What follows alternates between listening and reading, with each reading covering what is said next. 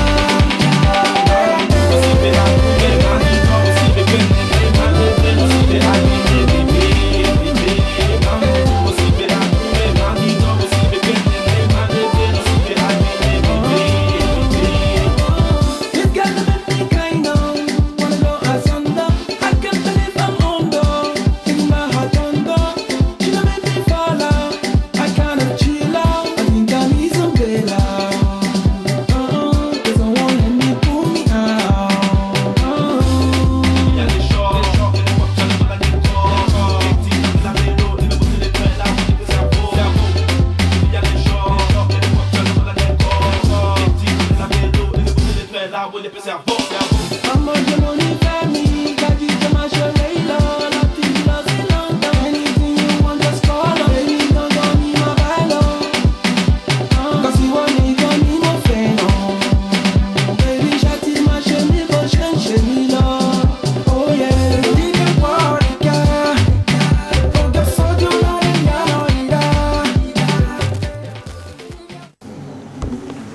C'est l'amour que vous chantez, l'union, l'union des cas. Non, c'est l'amour, c'est ensemble. l'amour.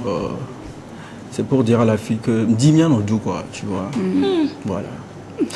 L'album là, c'est beaucoup plus basé sur l'amour, tu vois. Donc le 6 mars passé, donc, vous aviez lancé votre premier album. Oui. Donc de 2011 à 2015, ça fait quand même un bon bout de chemin. Hein, pour, Ouais. En fait, nous, on n'a pas voulu précipiter les choses. Parce que vous savez, pour sortir un album, c'est très facile au Togo actuellement. Hein. Mais sortir un album, pour sortir un album, quoi. On a voulu sortir un bon album. Un vrai album. Voilà. Donc on a pris assez de temps pour mieux préparer les titres, mieux préparer les clips et mieux préparer tout en fait. Et le lancement a été une réussite et voilà, on remercie nos fans pour cela et tous ceux qui ont travaillé tout autour du lancement de cet Alors album. j'ai eu un petit écho, plus de 2000 CD vendus à cette soirée-là. Ouais.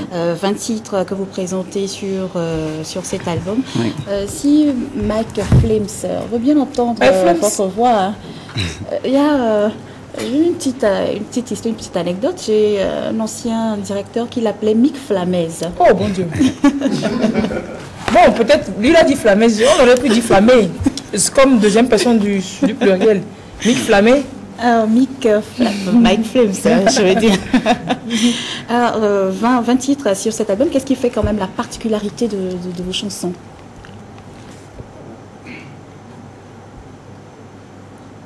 Bon, quand vous avez fait de réfléchir, vous nous direz. Non. Kang. En fait, j'ai été l'arrangeur de cet album. J'ai arrangé pratiquement tous les morceaux de l'album. Et donc c'est vous qui pouvez dire la particularité de l'album. Oui, bien sûr, parce que quand on dit particularité d'un son, il faut d'abord passer par le beat. Non, c'est quoi moi-même, je savais pas. C'est le beat qui fait la particularité d'un son. Ah d'accord, on apprend des choses. Il n'aurait pas pu nous dire que c'est le beat qui fait la particularité. Je suis mieux placé pour en parler. Ok. On apprend des choses. Jamais va faire la glace matinée à la maison. En fait, vous savez, actuellement, il y a une tendance, et la tendance, c'est l'afro-pop. C'est le style afro-pop que tous les artistes adoptent. Nous, ici, nous avons toujours voulu garder cet afro-pop, mais le mélanger avec un peu les rythmes de chez nous. Et si vous écoutez bien l'album, vous saurez que voilà, on a été puisé à l'intérieur du pays. Le griot de Pagoda, voilà, passé dessus. J'aime bien ça. On a été puisé à l'intérieur. Vous serez servi dans quelques instants. D'inspiration. Ah oui, j'avais servi. On dansait même en direct. Il y a eu du high life dessus, mais modernisé. Du high life du Ghana à côté, mais modernisé à notre style, quoi. Par exemple, le morceau Amina. Vous saurez que voilà. Donc, on n'a pas voulu faire un truc comme tout le monde. Et on a voulu donner un peu de style à notre album. Et si vous prenez l'album du premier morceau jusqu'au 20e, vous n'allez pas skipper, genre passer du premier morceau, aller au 5e, ou bien passer du premier directement sur le 10e. Vous allez écouter le premier, le deuxième, le troisième, jusqu'au 20e. Ouais. Ok, voilà. Oui, Mike Flames, vous voulez dire quelque chose? C'est ça, il a tout dit. Non, vous voulez dire qu'il a tout dit? Non. Voilà, c'est pas que dire, je ne me fais pas ça. Moi-même, quand je me fâche, je ne sais pas Julien. Vous voulez dire qu'il a tout dimanche dit. matin. Il faut le laisser là-bas. Quand il est 9h55 là, ça devient grave. Il a tout dit. Il a tout dit. S'il y a des questions encore. Ah, okay. Alors, des questions, c'est la musique. Info ou Intox, le premier album de Pamobar a été vendu à 2 millions de francs CFA. Info ou Intox? C'est confirmé. Si ceux qui étaient présents à la vente aux enchères peuvent le confirmer ici. Ça a été vendu vraiment à 2 millions de francs CFA. Quelqu'un l'a acheté à 2 millions de francs, le premier album de... Ouais, pour nous dire que voilà, ce que vous faites... J'aurais été là, 2 millions là, c'est petit. Ah ouais? Ah non. Ou bien c'est pas tard. Ouais, c'est ça, hein, c'est pas tard. Merci Esther. Non, c'est le tout premier là que je voulais acheter. Mais c'est super. Toujours en vente. Non, j'ai dit le premier là. Le premier à être acheté là. C'est passé déjà. Le 6 mars donc, alors Mike Flames, comme vous avez le micro, peut-être nous faire un petit récap de ce qui s'était passé ce 6 mars donc. C'était pas un concert, vous l'aviez dit, c'était une fête, hein, une rencontre avec vos fans. Est-ce qu'ils ont répondu nombreux à cet appel? Oui, il y a eu du monde. Il y a pas eu de place.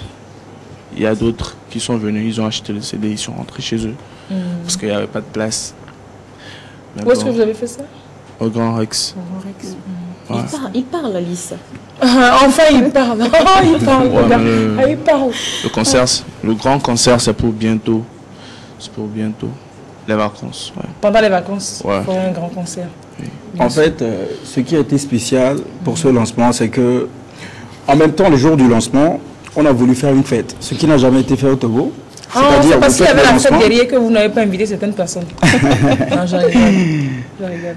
Donc, dans la matinée, on a fait la conférence de presse avec les médias.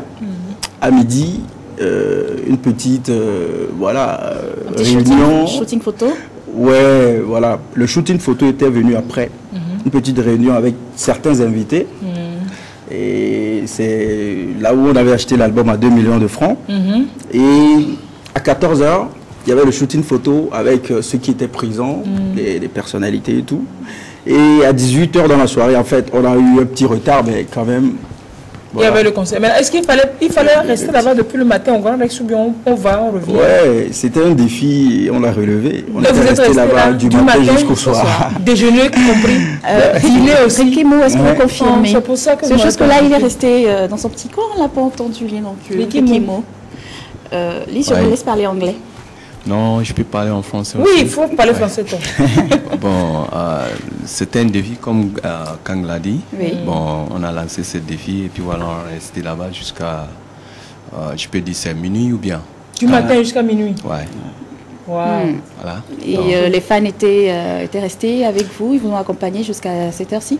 En fait, les fans étaient venus dans la soirée. Plutôt dans la soirée. Les fans, on avait voulu faire la fête avec eux dans la soirée, à partir de 18h.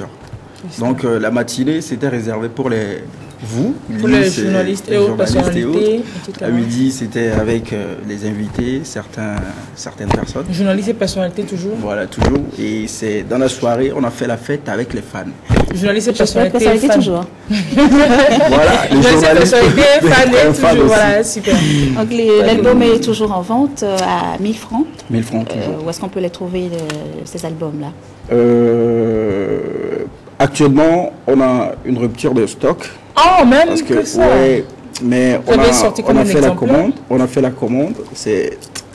On a fait la commande. On le dit. Non, c'est-à-dire l'album a été produit à combien d'exemplaires? Ça, c'est pas un secret, non? C'était produit à 4000 exemplaires. 4000 exemplaires, ouais, écoulés en une semaine. Super. Bien sûr. Donc, vous allez tirer combien maintenant encore? Vous le saurez bientôt. Oh, c'est des questions qu'on pose ou bien? Je sais. Vous le saurez bientôt.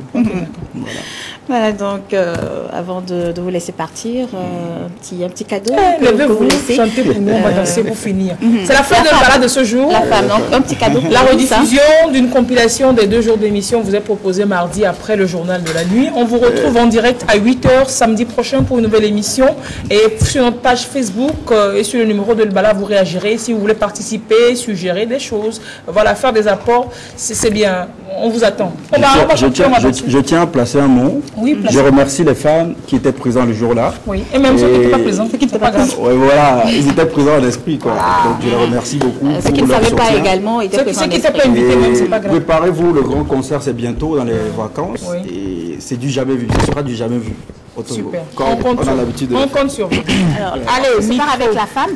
Allez, on se sépare, oui. Le show. Micro, les filles. Non, attendez, je vais dégager ma chaise là. On va l'utiliser samedi prochain encore.